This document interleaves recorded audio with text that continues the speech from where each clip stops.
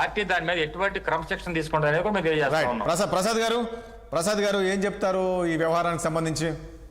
ఇందులో వీళ్ళు ఒక అనుమానం వ్యక్తం చేస్తున్నారు ప్రసాద్ గారు. ఇప్పుడు ఈ ఏఐ జనరేట్ వీడియోస్, ఫొటోస్ ఇవన్నీ కొన్ని వస్తున్నాయి కదా, అట్లా ఏమన్నా సృష్టించారనేది ఒక అనుమానం జనసేనలో. అందుకనే ఒక కమిటీ వేశారు. ఇది ఎంతవరకు ఏంటి అనేది. ముందుగా 60 ప్రేక్షకులకు నమస్కారం అండి. అలాగే ప్యానెల్లో ఉన్న పెద్దలకి మీకు కూడా నమస్తే సార్. నమస్తే శ్రీధర్ ప్రసాద్ గారు. ఆంధ్రప్రదేశ్ ప్రజలు పాపం చేసుకున్నారు. ఒక ఆల్మోస్ట్ గత 5 సంవత్సరాలు, ఇప్పుడు ఈ 5 సంవత్సరాలు. గతంలో గోరంట్ల మాధవ దర్శనం, ఇప్పుడు ఈ అరవ శ్రీధర్ దర్శనం. ఈ పనికి మనల్ని ప్రజాస్వామ్యంలో ప్రజలు ప్రజాప్రతినిధులకి ఎన్నుకుంటే వీళ్ళు చేసే పోయే కాలం పనులు ఎలా ఉన్నాయో చూడండి. ఇప్పుడు ఒక విషయం నేను చెప్పగలను. ఆడపిల్లల మాన ప్రాణ రక్షణకి మా ప్రభుత్వం అన్న మాట కన్నా 30,000 మంది ఆడపిల్లలు గాయమైపోతే నేను నా ప్రభుత్వం నెక్స్ట్ ఒక్క అవకాశం ఇవ్వండి, మేము ఉపేక్షించమని చెప్పిన పవన్ కళ్యాణ్ గారి స్టేట్మెంట్స్ మా కుసుంకుమార్ గారు విన్నారో లేదు, ప్రేమ్ కుమార్ గారు విన్నారో లేదో నాకు తెలియదు, కానీ చాలా మంది ప్రభావితమై 124 స్థానాలు పట్టం కట్టిన దగ్గర ప్రభావితమైన ప్రజలకి నిజంగా సముచిత న్యాయం జరుగుతుందో లేదా అంటే శ్రీనివాస్ గారు బాగా చెప్పారు. కాంప్రమైజింగ్ లో స్పెషలిస్టులు తెలుగుదేశం వాళ్ళు. మీరు గతంలో చూడండి, వనజాక్షి విషయంలో చాలా బ్రహ్మాండంగా కాంప్రమైజ్ చేశారు. ఏది ఆడపిల్ల ఎంఆర్ఓ అని కూడా చూడకుండా ఎమ్మెల్యే ఏదైతే చింతమనేని గారు చేసిన దానికి కాంప్రమైజ్ అయిపోయి ఎక్కడికక్కడ పాసిఫికేషన్ అయింది. కుప్పంలో ఒక మహిళని చెట్టు కట్టి చేసిన దౌర్భాగ్యం పరిస్థితి నుంచి తీర్పు ఒక మునిపై ఇంకొక ఇన్సిడెంట్ అదే పునరావృతమైనా సరే ముఖ్యమంత్రి గారి నియోజకవర్గానికి దిక్కులేదు. తర్వాత విద్యాశాఖ మంత్రి గారి పర్యవేక్షణలో ఇవాళ ఒక ప్రిన్సిపల్ గారికి కోన రవికుమార్ గారు కానీ, లేదంటే మీరు ఏ ఎమ్మెల్యేనే తీసుకోండి, ఒక విజయనగరంకు చెందిన ఒక మినిస్టర్ గారి పిఏ ఆ పనికిమాలిన ఏదో చేసిన పనికి ఆడపిల్ల మీద ఇంకా చర్యలు. రెండోది ఇవాళ గుంటూరులో ఉన్న ఒక ఎమ్మెల్యే పరిస్థితి. And in the same scenario ఇవాళ మీరు అదంతా గమనిస్తుంటే నేను పెద్ద పండక్కి సంక్రాంతి సంబరాల నేపథ్యంతో ఒక మంత్రి గారు లేకపోతే ఒక ఎమ్మెల్యే గారు వాళ్ళు పిఏలు ప్రవర్తించిన ఆడపిల్లల పట్ల వీళ్ళకి ఏ విధమైన కమిట్మెంట్ ఉందో ఆడపిల్లల పట్ల సమాజంలో ఒకసారి వాళ్ళనే అంతర్ప్రక్షాళన చేసుకోమనండి, ఆత్మ పరిశోధన చేసుకోమనండి. అంచేత సూక్తులు బ్రహ్మాండంగా చెప్తారు. చదువుకుని ఏడిస్తే ఏ టెక్నాలజీయో వాళ్ళకాడో కాదు. ఫస్ట్ వాళ్ళ అమ్మగారు ఎందుకు కంప్లైంట్ చేసింది ఫస్ట్ అది చూడండి. బీయింగ్ ఏ జర్నలిస్ట్, మీరు కూడా రాజేష్ గారు మీరు చాలా సీనియర్ మోస్ట్ జర్నలిస్ట్. ఫస్ట్ వాళ్ళ అమ్మగారు కంప్లైంట్ చేశారు, రైటో రాంగో అని. తర్వాత ఈవిడ ఒక ఆడపిల్ల, తన మానం కన్నా ఇంకంతకన్నా పవిత్రమైనది ఏమి ఉన్నది ఆడపిల్లకి. అలాంటిది ఆవిడ బయటకు వచ్చి సంవత్సరంన్నర బట్టి ఆవిడతో లివింగ్ రిలేషన్షిప్ అన్నో లేకపోతే మీరు ఏదైనా అనండి, నన్ను మానభంగం చేశాడు. సుప్రీంకోర్టు గైడ్ లైన్స్ కూడా వెరీ క్లియర్. ఆడపిల్లతో మీకు ఇష్టమై ఏదైనా చేస్తే దానికి ఏమి ఆక్షేపణలు లేవు. ఇష్టమై ఆక్షేపణ లేని దగ్గర కూడా ఆక్షేపణ క్రియేట్ చేసేంత పరిస్థితి ఉంటే వాళ్ళ ఆయన గారు ఇంటర్వ్యూ ఒకటి వినండి. ఆయన మాట్లాడుతూ చెప్పాడు, I'm not questioning your character, కానీ మీలా నాలాగా ఆ అమ్మాయి ఏమి ఇల్లిటరేట్ కాదు, అమ్మాయి చాలా బాగా చదువుకుంది, ఓ టీచర్ వృత్తి చేస్తుంది ఇంచుమించుగా గవర్నమెంట్ సెక్టర్ లో, ఇంగ్లీష్ చాలా బాగా మాట్లాడుతుంది. మీరు వినండి ఆ అమ్మాయి ఇంటర్వ్యూలో కూడా విత్ యాక్సెంట్. అండ్ ఇవన్నీ మనం గమనిస్తే ఇవాళ మీకు ఒకటి చెప్తున్నాను, ఈ కూటమి ప్రభుత్వం ఏర్పడింది నుంచి అలా ఆదిమూలం దగ్గర నుంచి చిత్తూరులో దరిద్రం మొదలైంది. వీళ్ళు కంటిన్యూస్ గా పాసిఫికేషన్స్. ఇందాక ప్రేమ్ కుమార్ గారు బాగా చెప్పారు, కిరణ్ రాయలు ఉదంతం. సార్ మీకు ఒకటి చెప్తున్నాను, పార్టీ పరంగా మీ పార్టీ అతని మీద పార్టీ కార్యక్రమాలకి దూరంగా ఉండమని చెప్పింది, దగ్గరగా ఉండమని. తర్వాత ఎక్కడైనా మీకు పార్టీ గజెట్ ఏమైనా ఇస్తే చెప్పండి సార్, మేము కూడా అప్డేట్ అవుతాం. అలాగే ఈయనకి కూడా they have taken him as granted. ఇవాళ ఎమ్మెల్యే గారికి దూరంగా ఉండని చెప్పడం, తర్వాత ఏమవుతుందో కాలగర్భంలో సమసిపోయే సమస్యలు, అది వాళ్ళకు ఉన్న అంతర్గతంగా. ఇవి మీరు ఒకటి గుర్తుంచుకోండి, పాసిఫికేషన్స్ తో మీరు జస్టిఫై చేసుకుందాం, ఈ కాంప్రమైజ్ చేసుకుంటూ జీవితాలు ఎత్తిరేద్దాం అంటే మా అయితే ఇంకో 3-4 ఏళ్ళు ఈ ప్రజాబాహుళ్యాల్లో ప్రజలకి పిచ్చి వేషాలు వేస్తే, గతంలో అంబటి రాంబాబు గారు మీరు చెప్పిన పేర్లే నేను చెప్తున్నాను, గోరంట్ల మాధవ్ కానీ అయితే కొడాల నాని కానీ వంశీ కానీ ఇవాళ ప్రజాబాహుళ్యాల్లో గెలిచారు, వాళ్ళు ఓడిపోయారు. ప్రజలకు ఏం చేయాలో మాకు బాగా తెలుసు, కానీ గుడ్ గవర్నెన్స్ ప్రాస్పెక్ట్ లో మీరు 5 సంవత్సరాల పాటు ఏం ఉద్ధరిస్తారు అన్నది ప్రశ్న. తర్వాత పుచ్చకాయలు అంటే బోధాలు తడుకున్నట్టు 3 రోజుల క్రితం ఇవాళ హరిప్రసాద్ గారు ఇచ్చిన నోట్ చూడండి. ఇవి అంతర్గత సమస్యలు, లేకపోతే మీ ఇంట్లో ఉన్న సమస్యలు, మీరు కోత్యాశాలు పిచ్చి వేషాలు వేస్తుంటే ఇది ప్రజాస్వామ్యం సార్. ప్రజాస్వామ్యంలో ప్రజలు ఎన్నుకున్న ప్రజాప్రతినిధులు నేను మీరు పనికిమాలిన పనులు చేస్తే మా అయితే టీవీ వాళ్ళు నన్ను భయంగా గడి చేస్తారు, లేకపోతే మీలాంటి వాళ్ళు అసహించుకుంటారు, ఇక్కడితో అయిపోద్ది. కానీ ఇది ప్రజాభావాలలో ప్రజలు ప్రతిష్ఠించుకున్న ఒక ఎమ్మెల్యే, ఆయన 5 సంవత్సరాల పాటు ఆ టెన్యూర్ ఆయన జస్టిఫై చేయాలి. ఆ నియోజకవర్గంలో ఏ కోతి పనులు చేసినా సరే ఆయన మళ్ళీ రీకన్సిస్టం లేదు మన దగ్గర.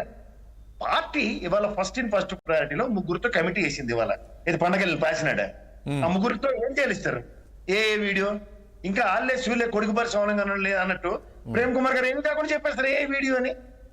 దొన్నపోతలో బట్టలిప్పి కనబడుతుంటే ఎమ్మెల్యే కళ్ళు కాకలు ఎత్తుకెళ్ళి ఒక్కొక్కరికి ఈ బట్టలిప్పుకున్న వీడియోలు ఎందుకు? నేను ఒక ఫ్రెండ్కే నేను వీడియో పంపిస్తాను, బట్టలిప్పి పంపిస్తాను నేను.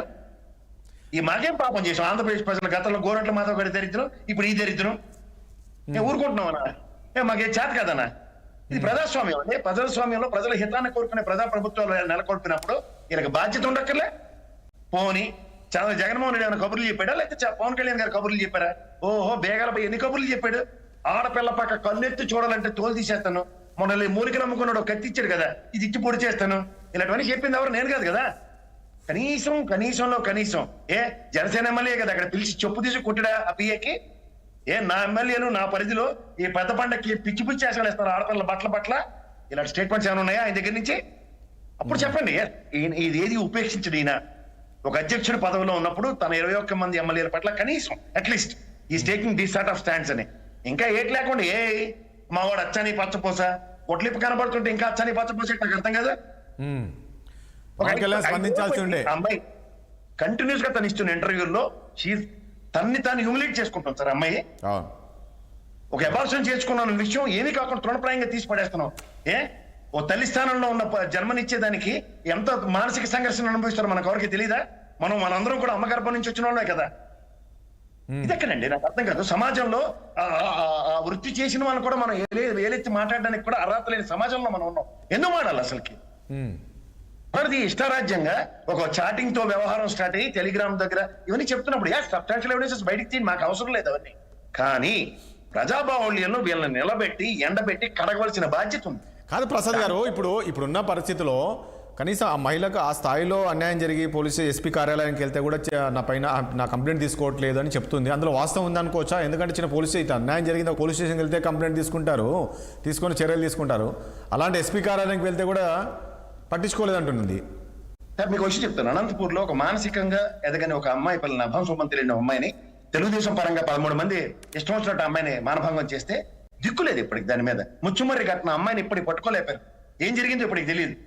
సుగాల ప్రీతి విషయంలో నిరంతరం ఎలక్షన్ ఇంజనీరింగ్ కి దాని ఎంత బ్రహ్మాండంగా పనికొచ్చిందో వైఎస్ఆర్సీపీకి వర్సెస్ జనసేనను చూసుకుంటే న్యాయం చేసిన వైఎస్ఆర్సీపీని కూడా ఎండగట్టుకుని ఏం విధంగా ప్రక్షాళించబడిందో చూసుకోమనండి ఒకసారి. నెక్స్ట్ అనంతపూర్ పరిసర ప్రాంతాల్లో జరిగిన ఎన్ని దొరకటం. ఇది గాక కడపలో మహానాడు తర్వాత ఒక అపంశుభం తెలియని ఒక చిన్నపిల్లలకు మానభంగం చేస్తే ఇవాళకి సముచిత న్యాయం లేదు. ఎన్ని అఘాయిత్యాలు జరుగుతున్నాయి ఆడపిల్లల పట్ల. కోన రవికుమార్, నజీర్ ఇక్కడ ఈ ఎమ్మెల్యే ఆదిమూలం దగ్గర నుంచి మొదలైన దరిద్రాలన్నిటికీ ఎక్కడికని అంతు. ఇదేమన్నా ఏదైనా ఇది ప్రజాస్వామ్యం అనుకుంటారా? ఇదంతా వైఎస్ఆర్ కాంగ్రెస్ పార్టీ అధికారం ఉన్నప్పటి నుంచే ఈ సాంప్రదాయం మొదలైంది అంటున్నారు సార్. ఏ సాంప్రదాయం మొదలైనా సరే ఈ ప్రజాస్వామ్యంలో ప్రజలు ఏం చేయాలో వాళ్ళు నిర్ణయించుకుంటారు. కానీ ప్రభుత్వం అడ్మినిస్ట్రేటివ్ పరంగా ఏం చేస్తుంది? ఇప్పుడు ఆ చేయలేదు నీళ్ళు చేయకుండా కూర్చుంటారా? ఇది చెప్పండి, ఇదే సమాధానం చెప్పండి, మాకే నష్టం లేదు. అవును, ఆమె నిన్నటి నుంచి మీడియా సమావేశాలు ఏర్పాటు చేసి హైదరాబాద్ లో మాట్లాడుతుంది. నాకు ప్రాణభయం కూడా ఉందని చెప్పేసి చెప్తుంది. దీనిపైన ప్రభుత్వం ఒక స్టేట్మెంట్ లేదంటే అతనిపై చర్యలు తీసుకుంటే బాగుండేది అనిపించింది ఇప్పుడు ఈ రోజు వరకు. 2 విషయాలు చెప్తాను సార్ మీకు రాజ్ గారు. ఇప్పుడు తనకి ప్రాణహాని ఉందని చెప్పి హైదరాబాద్ పరిగెట్టుకు వచ్చి మాట్లాడుతుంది. ఒకటి పక్క తీద్దాం కాసేపు, మంచో చెడో కాసేపు మాట్లాడు. ఇవాళ మీకు విజయనగరం ఉత్తరాంధ్రలో జరిగిన ఒక ఎమ్మెల్యే పిఏ చేసిన దాష్టికానికి మీరు జాగ్రత్తగా గమనిస్తే ఆ అమ్మాయి మీద ఎంక్వైరీలు నడుస్తున్నాయి. వాడిని పిలిచి ఏమైనా ఎంక్వైరీ చేశారా? ప్రజలకు సమాధానం చెప్పానండి. ప్రిన్సిపల్ గారు ఒక ఉపాధ్యాయ వృత్తిలో ప్రిన్సిపల్ గా పనిచేస్తున్న ఆవిడ మీద ఇవాళ సక్రమైన చర్యలు ఏమన్నాయి ప్రభుత్వం పరంగా చెప్పండి. ఎక్కడికక్కడ నిలువరించబడి ఎవరన్నా ఆయన గుంటూరు ఎమ్మెల్యే అది ఎంత బహిర్గతమై ఎంత చర్చలు జరిగాయి? దాని అవుట్కమ్ అని చెప్పమనండి. పాసిఫికేషన్ మాకు కావాలి. శ్రీనివాసరావు గారు చెప్తున్నారు కదా మా ప్రభుత్వం మంచి ప్రభుత్వం కాబట్టి మేము. ప్రసాద్ గారు ఒక పాయింట్ చెప్పండి. ప్రసాద్ గారు మీరు అన్నట్లు ఇన్ని మీరు తీసుకొచ్చారు. ప్రసాద్ గారు ఒక పాయింట్ ఇక్కడ మీరు ఇన్ని తీసుకొచ్చారు, మరి ఎందుకు కూటమి ప్రభుత్వం స్పందించట్లేదు? స్పందించరండి. వాళ్ళు ఎందుకు స్పందిస్తారు? ఇవాళ మీరు ఆవు చేలో మేస్తే దూడలు గట్టును మేస్తుందా? ఇది ఉరివింది సామెత. అందరి దగ్గర లోపాలు ఉన్నాయి. వాళ్ళు తిరిగి తెలుగుదేశం అడుగుతారు. ఆదిమూలపు సురేష్ మీద ఏం చర్య తీసుకున్నావు, నజీర్ మీద ఏం చర్య తీసుకున్నావు, కోన రవికుమార్ మీద ఏం చర్య తీసుకున్నావు జనసేన అడుగుతుంది. మీరు మేము చేసాం కాబట్టి మీరు చేస్తారు పనికి వాళ్ళంటే దొంగలు ఊరు పంచుకున్నట్టు వీళ్ళిద్దరు గమ్ము నుండి నువ్వు చేసింది రైట్ నేను చేసింది రైట్ వీళ్ళకి కాంట్రాక్ట్ సర్టిఫికేట్ ఇచ్చుకుని తిరుగుతున్నారు. మొదల్లోనే తుంచుంటే ఆదిమూలపాడికే ముందు 2 టెంకు జల్లలు కొట్టుంటే ఈ రోజు ఈ దరిద్రం ఉండకపోయింది. అల్లాలు చేశారు కదా. అసలు నాకు అర్థం కాని విషయం గోరంట్ల మాధవ విషయంలో ఎవరు కంప్లైంట్ చేశారు? ఇది హ్యూజ్ డిబేట్ అయింది. అవును, హ్యూజ్ డిబేట్ అయింది. నేను కాన్ఫ్లిక్ట్ చేయట్లేదు. అది వాడు మనకి బట్టలు ఇప్పి చూపించడం ముమ్మూర్తుల దరిద్రం. నేను ఒప్పుకోను కూడా, తప్పది. కానీ ఇదే మేమేమైనా పచ్చని పచ్చపోతే అరవసరం ఎదరా ఇదే గొడ్లిప్పి మాకెందుకు దరిద్రం? నాకు అర్థం కాదు. తెల్లారు ఇచ్చాడు ఏమో భగవంతుడా దర్శనం చేసుకుని మేము డిబేట్లు మొదలెట్టడానికి. నేను కాదు, నాకన్నా పెద్దవాళ్ళు మా మాస్టర్ గారు శ్రీనివాస్ రెడ్డి గారు, అందరికన్నా వయసులో పెద్ద ఉన్న శ్రీనివాస్ గారు, మేమే పాపం చేసాం సార్. నాకు అర్థం కాదు. ప్రేమ్ కుమార్ గారు అయితే ఆబ్లిగేషన్ తప్పదు పార్టీ పరంగా ఆయన ఎత్తికేసుకోలేదు, వయసులో ఆయన కూడా పెద్ద ఆయన. ఏది మాకేంటి పాపం, ఎందుకు ఈ దరిద్రాన్ని భరించాలి?